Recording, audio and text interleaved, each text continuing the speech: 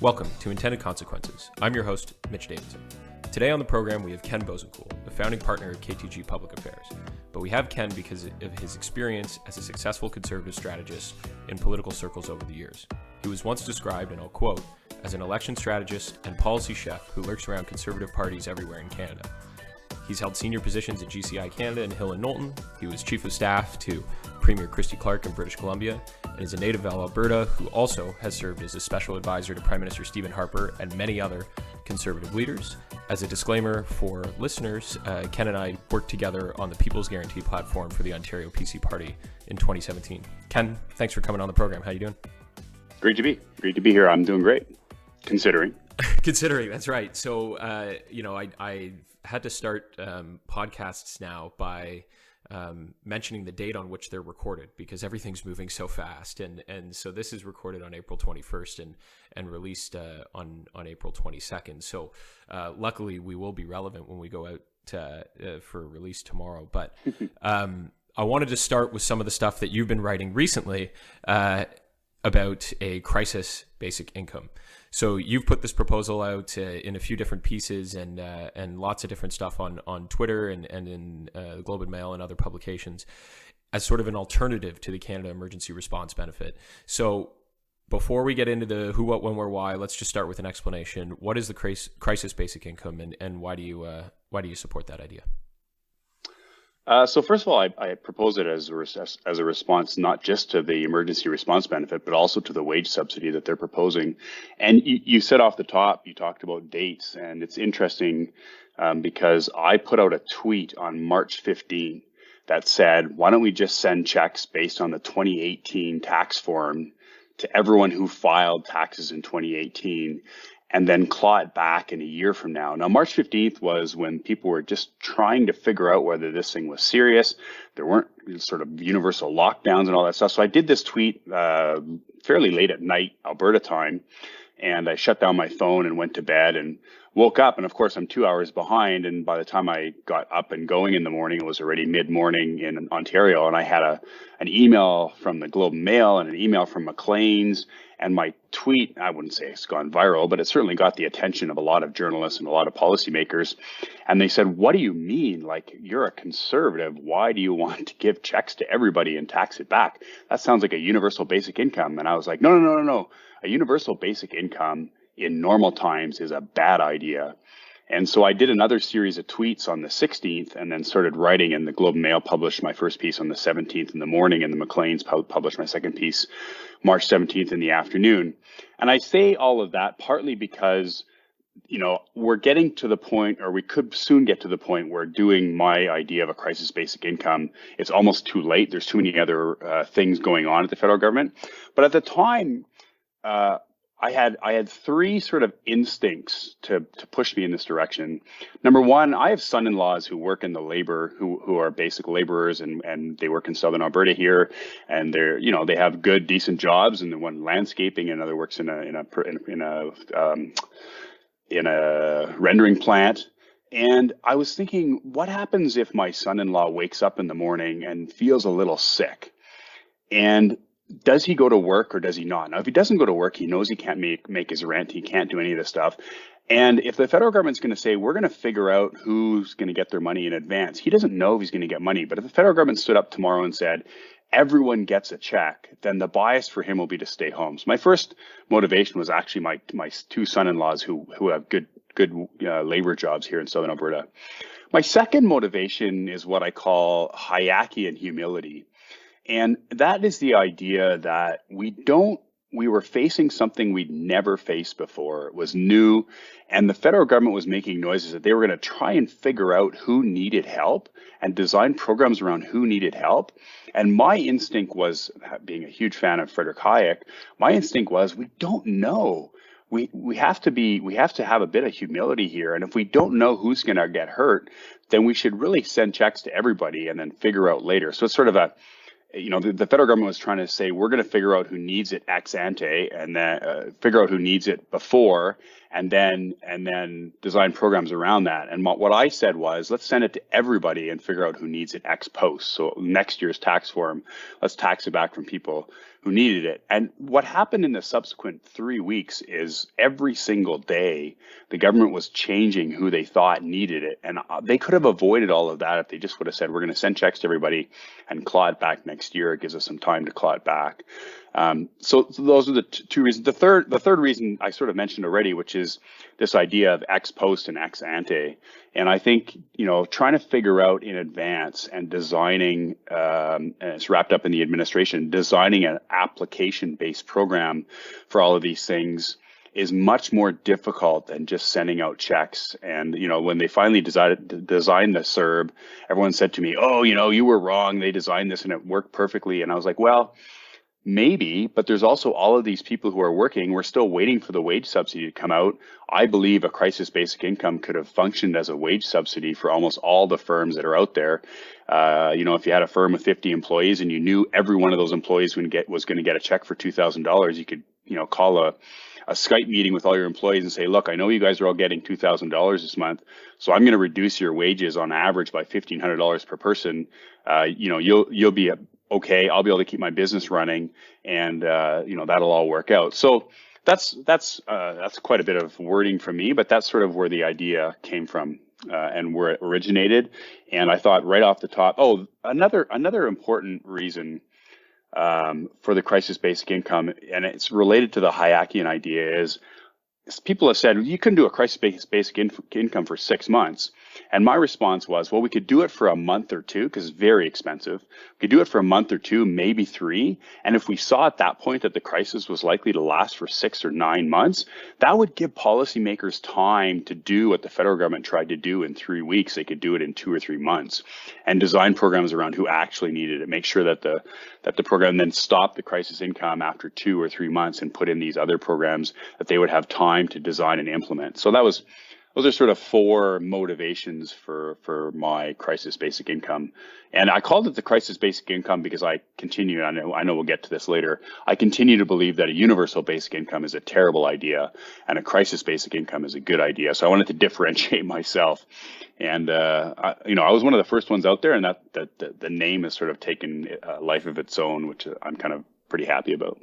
Yeah, well, there's a lot to unpack there, but I think there's some really good points that I want to pick up on before asking a couple more questions. I think one of the things that this particular crisis basic income, CERB, other wage subsidies, what this kind of teaches us is perhaps the government needs to get a little bit better at giving money back to people. I mean, when we worked together to design some programs for the platform in Ontario, that's one of the things we realized, how difficult it is, administratively difficult it is for governments to give money back. So that might be one of the sort of lasting takeaways from this, is there's a lot of flexibility for money coming in, but not necessarily going the other way. But you did mention the cost of a crisis basic income, and giving $2,000 to every single person is obviously demonstrably expensive, and so is a universal basic income. So considering your proposal, you mentioned perhaps it was only a temporary measure for a month or two if this crisis were to last a long time. So how do you address the concerns that a crisis basic income was more expensive than the benefits the government decided to go with, or is just in general too expensive overall?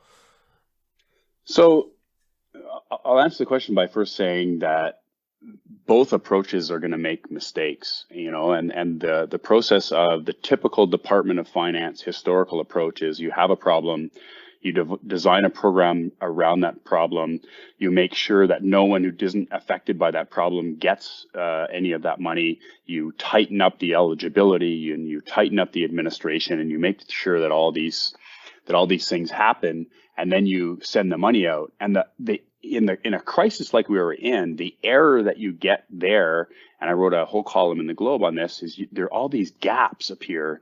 And so the traditional Department of Finance instinct to tighten eligibility and tighten administration creates gaps. Whereas my idea of a crisis basic income, there's no gaps. The problem I have is there's money going to people who don't need it.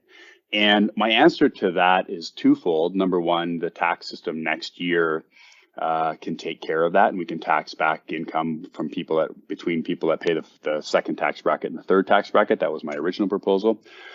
We can also do things like saying, if you gave the $2,000 to charity, you wouldn't have to pay it back. We could, there's all kinds of things we could do with that money. The third thing that we could do with that money, because I'm the chair of a women's shelter here in Calgary, and the donations have just dried up. And luckily, the government has stepped in and provided some backstop for that. But we don't know how long those donations are going to dry up. And if we gave $2,000 to everybody and said right off the top, if you give this to your favorite charity, you don't have to pay it back. That's a way to flow money out into that charitable and nonprofit sector. And the third thing that I've started to say is it's becoming increasingly obvious that we're going to need some money in the economy to get the economy growing, and the government's going to be designing another myriad of programs trying to, quick start a bunch of industries. And I don't know that a crisis basic income can replace all of those measures. Clearly, there's some industries who are going to need more help than others, and clearly there's going to be some programs. But broadly speaking, when we shift from dealing with the crisis to dealing with the need for a stimulus package to get the economy back up, there's all that money sitting around. And we're doing this in monetary policy right now. We're buying up our own bonds to flood the country with as much money as possible. And so this is a sort of a monetarist view where it's a helicopter dropping money all over the place. And I think that's as good or better a stimulus package as collectively what the government might otherwise design. So those are three reasons to deal with that. Look, the crisis basic income would be $57 billion per month up front. That is a big number. That's based on the 23 million Canadians who filed income taxes in 2018. And then I calculated that we could get between a third and a half of that back, depending on whether you did things like allow people to do donations and how much of that you wanted to use as stimulus. But so clearly that's very expensive, but the government has forecast they're going to spend $70 billion over 3 months on the wage subsidy and 36. So it's $100 billion over 3 months. Well, that's 2 months, 2 months or less of a crisis basic income. So it is more expensive by about a third than what the government is doing. And, how expensive depends on what you do around the edges with these other ideas.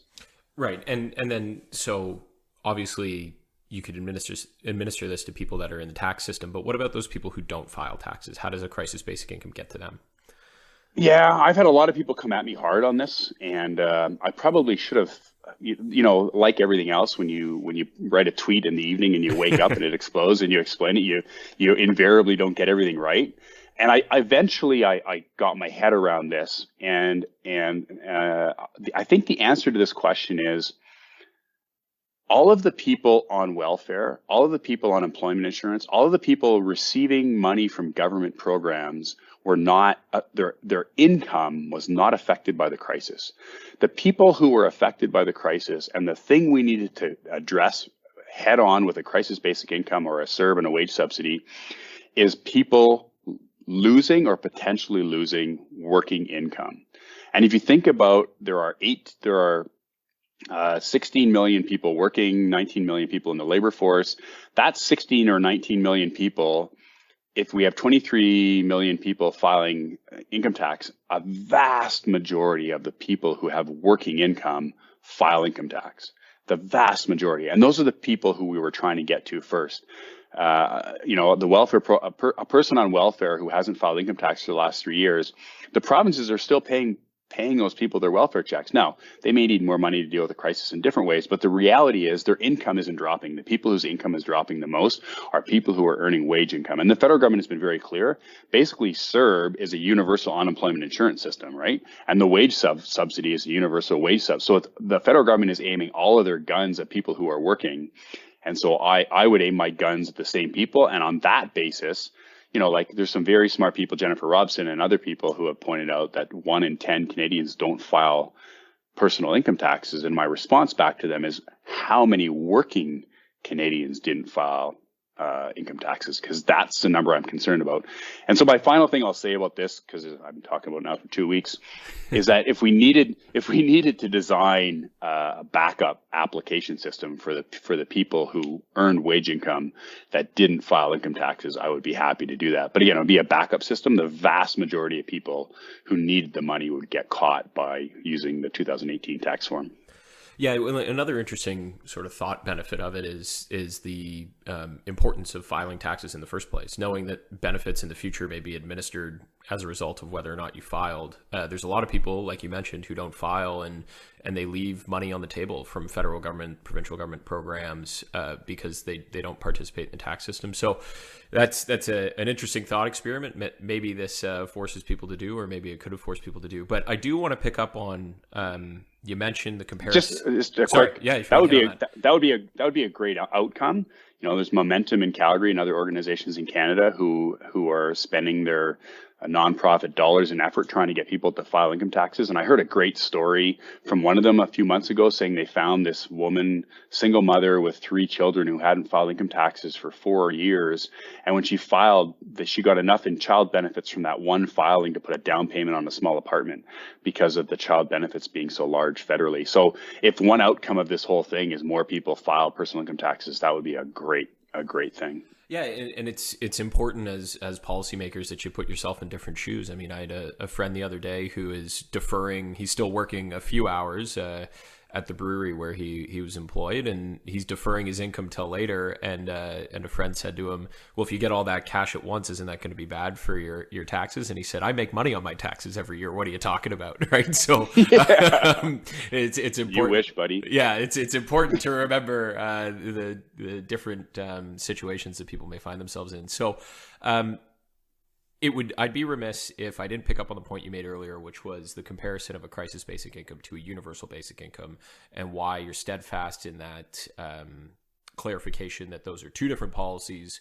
The crisis basic income could work, the universal basic income wouldn't, and is not a good policy in the right of times, as I think you've put it before. So why the apprehension towards universal basic income, and what makes it that much different? So I wrote a whole paper on this for Policy Response. Their website is policyresponse.ca.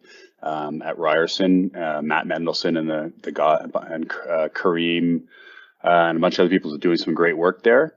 But let me just do the top 3 reasons why a crisis basic income is a bad idea in good times, even if it's a good idea in bad times.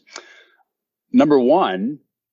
Because we can't afford it. I've been sort of semi-joking on Twitter and elsewhere that one of the great side benefits of doing a crisis basic income during the crisis is that it would demonstrate for once and for all that we can't afford to do it in good times. We already had this conversation, $57 billion out the door every month, and maybe collect back 20 to 30 billion of that. Those are numbers that we can't afford. And Kevin Milligan has written a piece for CD Howe on this that's very clear. Even if we got rid of employment insurance and welfare and all these other things, we're talking about spending billions and billions and billions more on a universal basic income than we spend on our current suite of programs. So the first answer is we simply can't afford it. And in some ways, I'm kind of one of the side benefits of doing this during a crisis is it would demonstrate to everyone that we actually couldn't afford it in good times. So that's a pretty important criteria. But I don't think it's the most important one. The second one is, there's a reason why we have a multiplicity of programs, and that's because low income and poverty are caused by a multiplicity of factors. We have people who have low income because of disability. We have people who have low income or low income challenges because they have a child with autism. We have people who need support because they've lost their job in a region where the bottom fell out of the local economy. We have people who lost their job because of unemployment insurance, lost their job, and they need temporary help before they get back to their job. And so it makes perfect sense to have different programs to address different needs. Can you imagine if we had the same program for everybody and people with disabilities didn't get any more? I mean, this is the idea of a universal basic income. We give everyone a basic level of income, and we don't differentiate between people with different needs. But I think that is terrifically foolish. That's a foolish way to design programs. And we need to have different programs because the differences and reasons why people have low income or in poverty are different. And a universal basic income just wipes away all of that infrastructure. And I think that would be a great tragedy.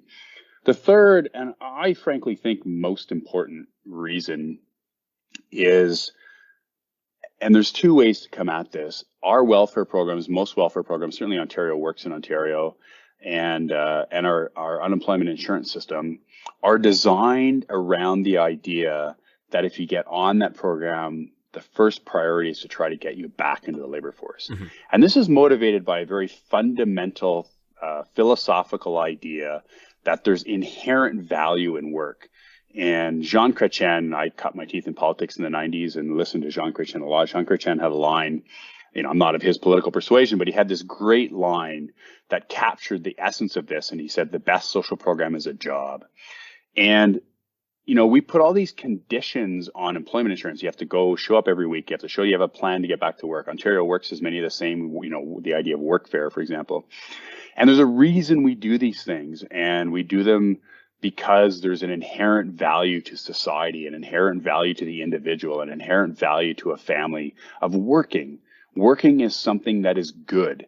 Working is something that we ought to encourage. And if you have a universal basic income, by definition, you can't put all these conditions on it because that would mean you're back to the kind of thing we have now. And the other way to look at this is that there's a whole bunch of people that would get a universal basic income who probably shouldn't be getting it. And this is the idea that our welfare programs provincially are extremely stringent for able-bodied people who are able to work. And we want to, and all of these people would suddenly be captured by 1,500, 2,000, whatever the number is per month.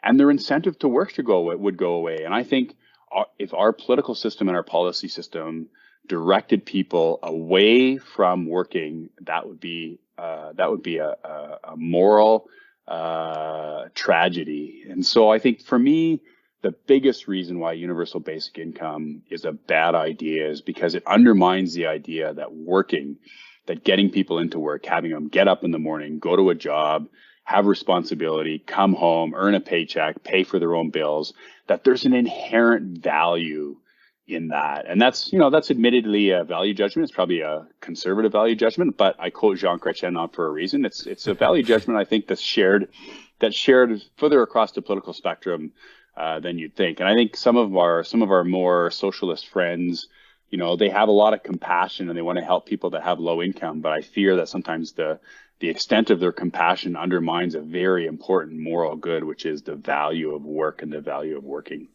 Yeah, and one of the things that I think is going to be an interesting takeaway out of COVID-19 and all of the various impacts that come from it is the value of work, because arguably these lower skilled positions, let's call them that, things like potentially a cashier, they become much more important than they ever were before, being on the front lines of this. And people are starting to value that work as more important than perhaps they did 4, 5, or 6 months ago.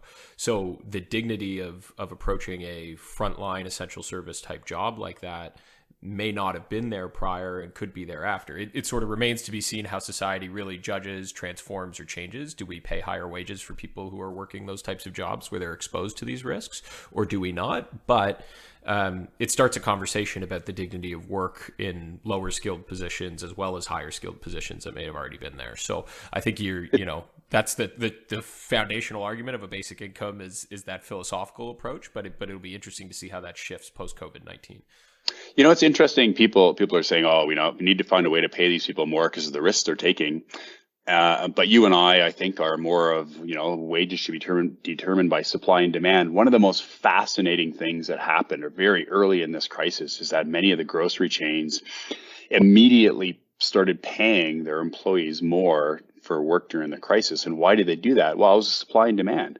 There were people who said, there's a risk for me going to work, and that risk means that I need to have more money to go to work. And so the market actually worked. It actually did pay these people more. And we saw the big grocery chains in particular immediately give their employees, I don't know if it was $1 or $2 an hour more.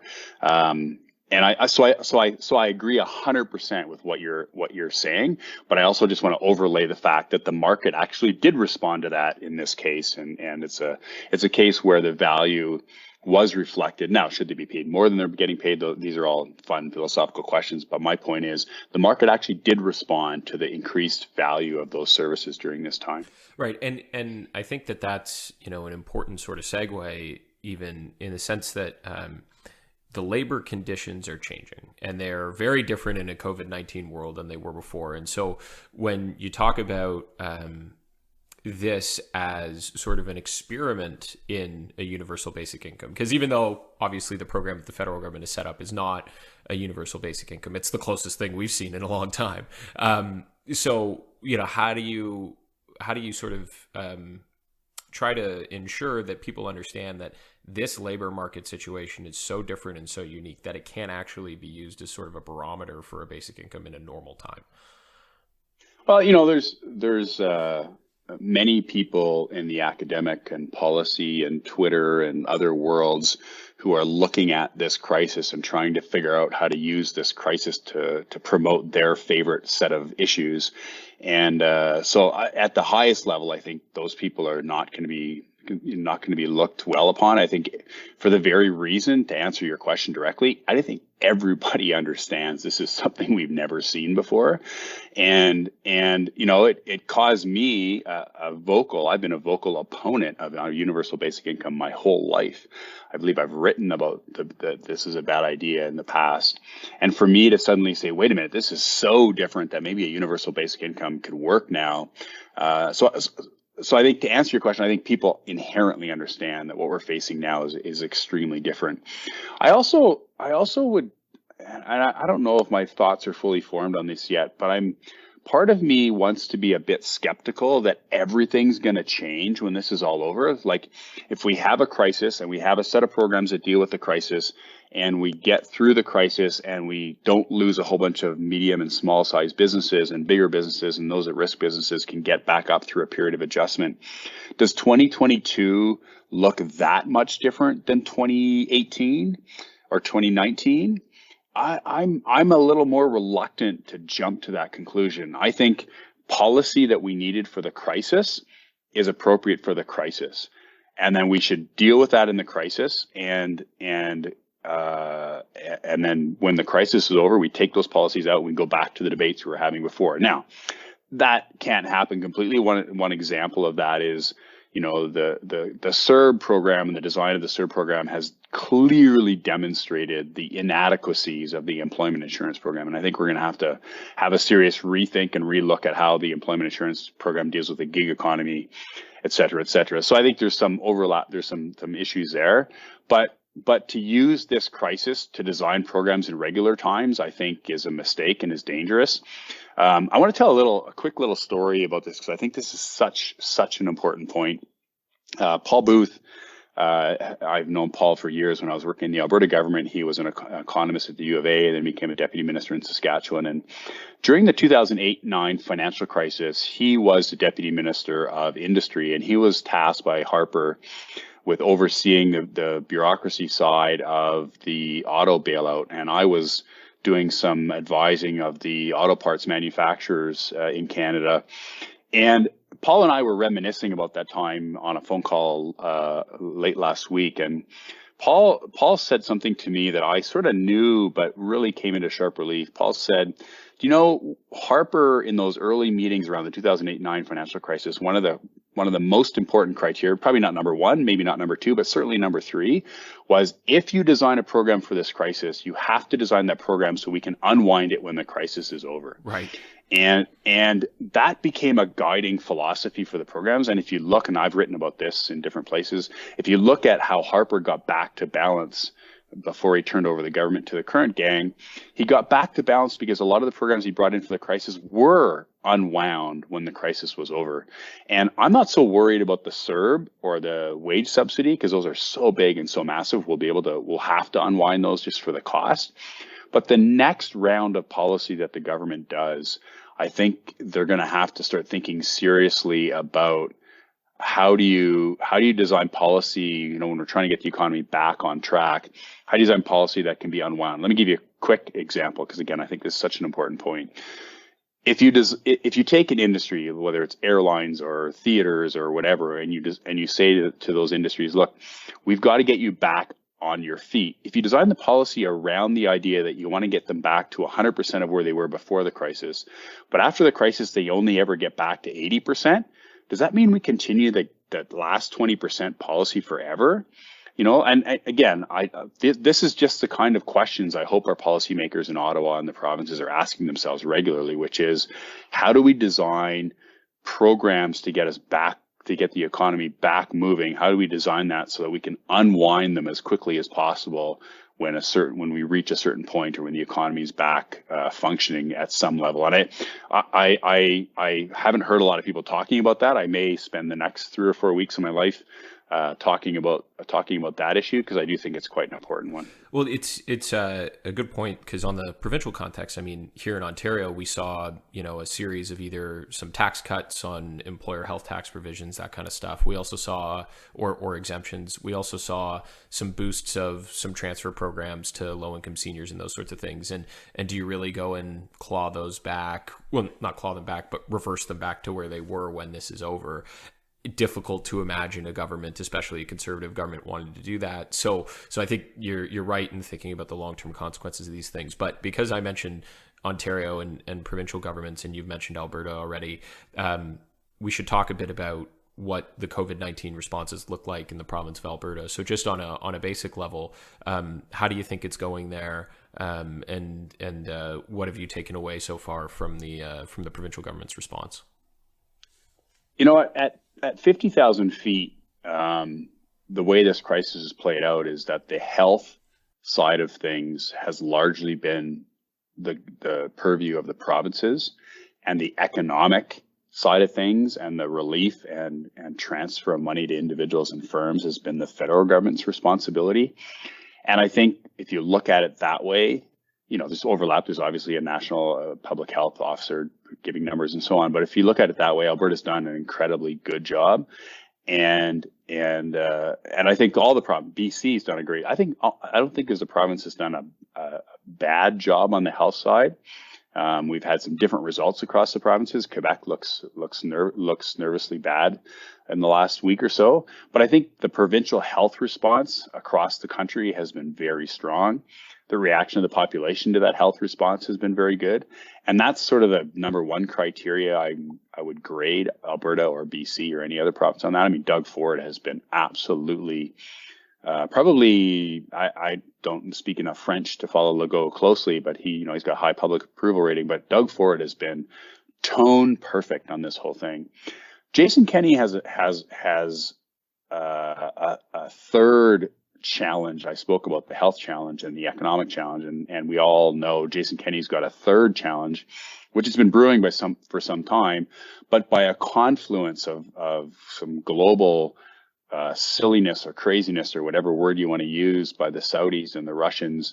The oil prices have just fallen through the floor, and the impact of that, both in the immediate term and in the medium term and in the longer term, are something that Jason Kenney has had to deal with, that other provinces, I mean, BC has to deal with it, Nova Scotia and Newfoundland have to deal with it, but Alberta and Saskatchewan, of course, Alberta is at the front end of the spear on that, and to have that overlaid on top made Jason Kenney's job, I think, a lot more difficult. I personally think that when we get back on our feet, when the global economy gets back on our feet, the IEA, the International Energy Agency forecast for fossil fuel consumption may tend toward the lower estimates rather than the higher estimates. But those lower estimates still say we're going to be consuming a lot of fossil fuels, and we are going to build TMX, and we are going to have natural gas flowing to our borders, and hopefully we'll build a liquid natural gas facility in BC, if not elsewhere. And so I think in the long term, the prognosis for fossil fuel sales and exports from Canada is it's going to come back. I don't want to say back to where it was, but I think it's going to come back. But clearly, when you have a negative May price for oil, you've got a problem in the very short term, and probably a fairly sizable problem in the medium term. And those are overlaid on top. And I think Jason Kenney's response has been strong. I don't want to fault the federal government for what I'm about to say, but it's just the reality of how the crisis and the timing was so terrible. The federal government properly said our first priority is to get as much money to people who have immediately lost their jobs that did the CERB first. Our next job is to try to maintain the relationship between employers and employees, so the CEWS is next. They were already designing an oil and gas rescue package before this whole thing hit. But when it hit, they diverted all their policy attention to the wage subsidy and to the CERB, which I think was entirely appropriate. But now they need to make sure that the wage subsidy and especially the wage subsidy, to see how it works, to see how it functions, to see what its impact is on these industries that are being hurt. And so the oil and gas response last week was something that's been in design for a long time, the orphan wells stuff, but a deeper, broader, longer strategy for the oil and gas industry, I think, and I hate to say this because I know Jason Kenney is saying we need something, we need more, but it's going to have to wait until we see what the impact of the wage subsidy for a couple of months is and see how long it's going to last. And so it's just this difficult confluence of policy and timing and events that have really made things in Alberta and Saskatchewan very, very difficult at this time. And, we're clearly going to need more credit facilities for the oil and gas industry, not unlike they did for the auto industry, what that Harper did for the auto industry back in 08 and 09. That wasn't just money from the government to the industry. That was backstopping credit facilities and so on and so forth. That was the majority of that bailout, was around those kind of things. So I think more is coming. But the problem got worse and the solution got put off. So I think that's a very peculiar challenge that the Kenney team has faced in the last little while. Well, and it's also got the potential to be a significant political challenge for all levels of government as well. Maybe not right now while people are focused on the immediate response to the crisis, but obviously there was alienation issues, and there was a feeling of being left behind. So that likely can exacerbate as this goes further. And you mentioned earlier some conversational points about do we try to get airlines or theaters back to 100%? I think we're going to have a conversation in some places about, are there certain types of businesses that we just don't help out, or don't help out to the same level? It's hard to imagine a situation where you don't help out oil back to as close to 100% as possible. So it really is an interesting dynamic of where things go. And I think that there's a lot of opportunity for that to become a political sort of firestorm on top of the economic one that it may already be, or is looking to be, with the price being negative in the near future. So given all that, I do want to quickly touch on two other things. Since you've spent a lot of time advising political leaders on policies, specifically not just policies that they should implement or create, but also ones that have political advantages and can be used in a marketable way for platforms and public documents. If you were advising politicians today about the sort of trends they need to look out for and the policy areas that they need to tap into as this all sort of goes into a post-COVID situation, what are some of those high-level trends that you're going to identify that are really important for them to keep their eyes on? The first thing I'd say, if I was advising, let's just say, a leadership candidate for the Conservative Party as an example, I would say wait, because we don't know completely, A, how long this is going to take, B, how long a tail this has, and C, what the fiscal and economic situation looks like. Do we get back to 80%? Do we get back to 60%? Do we get back to 70%? Does it take 1 year, 2 years, 3 months, 6 months? And so I think I would be reluctant to dive in too deeply on some of these questions, because you may end up feeling and looking like you've missed something really big, which always is the risk in politics. But I do think we're in such a unique situation that my advice would be, don't jump too far to where we're going. I do hope, and I sort of mentioned this earlier. I do hope that we have policy to deal with the crisis, and when the crisis is over, both the crisis is over and the policy to deal with the crisis is over, um, and we can get back in some sense to some of the debates we were having earlier. So those debates continue on. I think a couple of exceptions to that, if you really wanted to do something, is China. I think the anxiety that many Canadians feel and have felt about China are now, you layer on top all of the health stuff. And I'm not going to weigh in one way or the other, but it's just a reality that there's some serious questions that need to be asked about that. So I think the question about our relationship with China is going to be a very important question that we need to have going forward. And the other one, again, I've hinted at this already, is I think the employment insurance system has some gaps in it. And I think it'll be incumbent on Conservatives to make sure that our solution to that doesn't look like a crisis solution, but looks like a properly functioning a properly functioning economy. How would we deal with these gaps? And, to be fair to Harper, he started doing some of this stuff. He's tried to figure out how to extend employment insurance to self-employed people and so on, and whether he got that all right. I think those instincts were there, and I think thinking more about how to make the employment insurance system work for non-traditional employees and non-traditional employers is a question that maybe we're spending some time on, because we're certainly going to deal with that. So those are two things that if you really wanted to get moving on, you might want to think about. But I think I would still caution us to wait and see, and be in the meantime, be as constructive as you can. I clearly have been opposing the federal government in some sense on their policy direction versus my policy direction. I wanted to send money to everybody and collect it back later. They wanted to send money to people who needed it and not worry about collecting it later. But through this whole thing, I've been very careful also to be complimentary to the incredible work of our public servants and even the political staff in Ottawa who've had to do policy and design and implementation work that normally takes 8 to 12 to 18 months in 8 to 12 and 18 days. And so I have a tremendous, having been in those roles, and you've been in those roles, having been a political staffer to a premier, I have a tremendous amount of time and respect for the work that they're doing. And obviously there's a role for partisan politics, and obviously there's a role to ask questions. But I think there's a tone in times of crisis that is very, very important if you want to get Canadians to take a look at you. And this is more Dan Robertson's world than it is mine. Right. He's the master of this kind of stuff. But I think tone is very important right now when it comes to how opposition politicians are responding. If I could, just given my work in BC, I think Andrew Wilkinson in British Columbia, now he's a medical doctor, on top of being a lawyer and 100 other degrees he has. I think he's got 25 initials behind his name.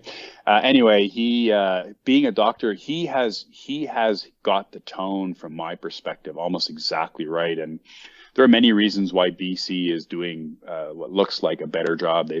Their contract tracing program has been incredible and a bunch of other things. But I think the political tone set by Andrew Wilkinson has been exactly the right one. He sort of got out of the way. He offered constructive and help to the government from what I can tell. And I think he's struck exactly the right tone on these matters. Yeah, I mean, the tone is a really interesting point, because I think that is what most people see, right? I mean, obviously there are actions like the closure of non-essential businesses and those sorts of things, but it's how seriously these leaders are taking it. The strain in their voice, the look on their faces, these sorts of things, they come across. And when people are seeing their leaders on television on a daily basis compared to what they might normally see, that tone really is important. You did mention Dan Robertson, and I'll ask you one more question before we wrap up the podcast. You authored a piece with him that kind of talked about a little bit about what this might mean for sort of the populist movement that was already sort of underway in Canada. I know you've said already on the podcast, we do have to wait to see where these things end up, but do you have a quick view on what the future of sort of populism is as a result of all of this? Both you and I, Mitch, have spent our time doing policy work in political parties, and that's we're primarily idea generators. Now, I've been in politics a little bit longer. I worked for Preston Manning in 1994, so I've got a bit more political antennae, but I always appreciate, the true political strategists like Dan Robertson, who appreciates the policy development that guys like we do, but who put that policy through a prism and a sort of political strategic lens. And when I saw Dan writing about the dangers of a populist backlash, and clearly there was a populist backlash to the way governments dealt with the 2008, 2009 financial crisis. And I think Dan is exactly right and in fairness, Jerry Butts, who I know quite well just from overlapping careers, and people in different political parties get along better than most people think. But Jerry Butts did a tweet saying, in 2008, 2009, banks were too big to fail. And in this crisis, families are too big to fail. And I think that gets at a really important insight. And if I link it back to something I said right at the beginning of this podcast, the big loss, or the big potential and actual loss during this crisis, is the loss of working income. And if all of those people who have lost their income or had the potential to lose their income see, for example, the wage subsidy, which hasn't been fully designed or rolled out yet, go to very large corporations who do whatever it takes to get those wage subsidies. And this isn't a criticism of those firms, because they're profit maximizing firms. They should do all of these things. But if the total dollars in this bailout package over the course of the next 2 or 3 months, if a larger proportion of that goes to big or bigger or business, and a smaller proportion of that goes to individuals, I think there's a risk of accentuating that 2008, 2009 populist backlash that felt, why did Bay Street and why did the financial industry get the bailout? Now, from a purely economic and purely policy sense, that policy probably made sense in 2008, 2009. We did something similar in Canada. Around the world, they did something similar. But guys like Dan look at that and they see the political ramifications. And so I called, after Dan had written 1 or 2 columns on this, I called Dan and said, hey, Dan, it just so happens that my policy gives all the money to individuals. And I think we could make an argument, overlapping your really important and central insight with my idea for a crisis basic income. And Dan said, yeah, let's do it. And so we did. And I do think there is something to this idea that we should be mindful. And again, it's not a directive. You shouldn't send any money to business. That's not what I'm saying here. We should be mindful of how we design these programs and who are the ultimate beneficiaries. And as the administration of these programs starts to roll out, I think the federal government should be paying very close attention to the kinds of firms. I don't think anyone would begrudge airlines or the tourism industry, for mopping up some of these things. Clearly, they've been devastated by this all.